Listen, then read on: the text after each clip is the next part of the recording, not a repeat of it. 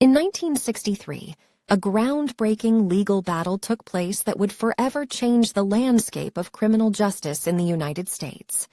The case was Clarence Earl Gideon v. Wainwright, and it revolved around the fundamental question of whether an indigent defendant had the right to legal representation. This case delved into the heart of the Sixth Amendment and the principle of due process, ultimately leading to a landmark Supreme Court decision that transformed the criminal justice system. The story of Clarence Earl Gideon, the man behind the lawsuit, is a tale of determination and relentless pursuit of justice.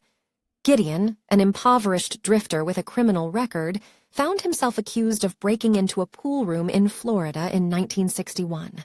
Unable to afford an attorney, he was left to navigate the legal system alone. Gideon firmly believed that he was entitled to legal counsel, even in his dire financial circumstances.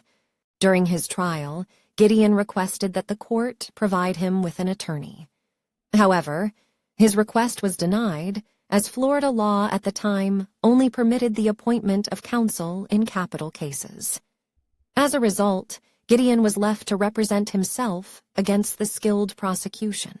Unsatisfied with the outcome of his trial, Gideon took matters into his own hands and filed a handwritten petition to the Supreme Court of the United States.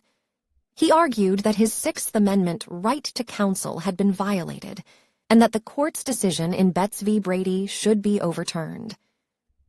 Gideon's case caught the attention of the legal community, and the Supreme Court agreed to hear his appeal.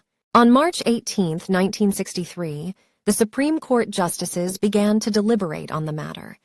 The court was faced with the task of examining whether the right to counsel extended to all criminal cases, regardless of the severity of the offense.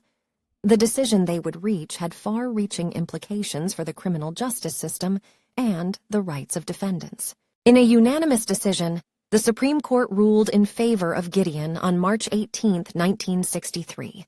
Justice Hugo Black, writing for the court, concluded that the Sixth Amendment's guarantee of counsel applied to state criminal trials.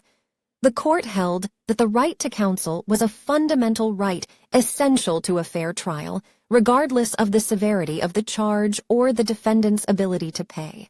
The impact of the Gideon v. Wainwright decision cannot be overstated.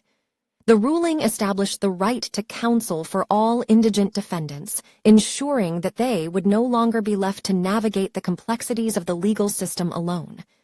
This landmark decision paved the way for equal access to justice and reinforced the principle that every individual, regardless of their financial circumstances, deserves a fair trial.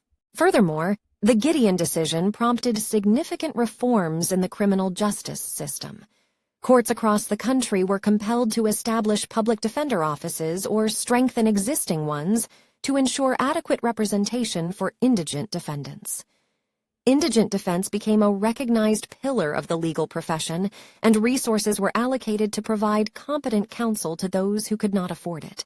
Today, the legacy of Clarence Earl Gideon lives on.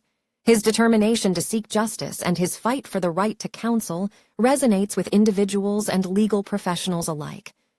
The Gideon v. Wainwright decision stands as a testament to the power of one person to bring about significant change and ensure that the ideals of justice and fairness are upheld.